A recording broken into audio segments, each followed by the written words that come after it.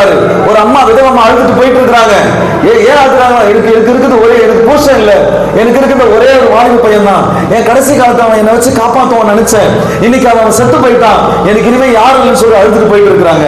இயேசு கிறிஸ்து உடனே அங்க போறாரு, பாடியை தொட்டு வாலிபனை எழுந்துன்றார். வாலிபன் எழுந்துக்கிறான். உடனே அந்த அம்மா கிட்ட கொடுக்குறாரு, போமா அப்படின்னு சொல்லி அங்க கொடுத்துட்டு அவர் போயிட்டே இருக்கிறார். செத்து போன லாசரு உயிரோடு இருக்கும்போது நீ விசுவாசித்தா தேவனுடைய மகிமை காண்பாய் என்று சொல்லி சொல்லவில்லையா அப்படின்னு சொல்லி செத்து போன லாசரு எழுப்புறார். இவ்வளவு பெரிய அற்புதங்கள் எல்லாம் செஞ்சவர். ஆனால் அவர் பிறந்து வளர்ந்த ஊர்ல, அவர் நாசரேத்தில் அவர் உள்ள போயிட்டு ஒரு சில அற்புதங்களை தவிர வேற ஒரு அற்புதங்களை செய்ய முடியாமல் அவர் வெளியே வந்தார்.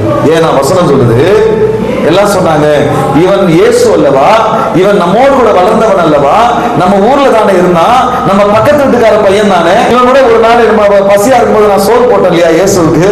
அப்புறம் சொல்லியிருப்பாங்க, என்னென்னமோ சொல்லியிருப்பாங்க. சொல்லி பார்த்து இவனா இப்படி பேசுறான், இவனா இப்படி வந்து பண்றான், நம்ப முடியலையே அப்படின்னு நினைச்சாங்களே தவிர, அவர்களுடைய அவிசுவாசத்து நிமித்தம் ஒரு சில அற்புதங்களை தவிர வேறொன்றும் செய்ய முடியாமல், சொந்த ஊர்ல அவர் பிறந்து வளர்ந்த ஊர்ல வேறொரு அற்புதத்தை செய்ய முடியாமல் என்று சொல்லி வேதம் சொல்லுது. அவரால் செய்ய முடியாமல் வெளியே வந்தார்.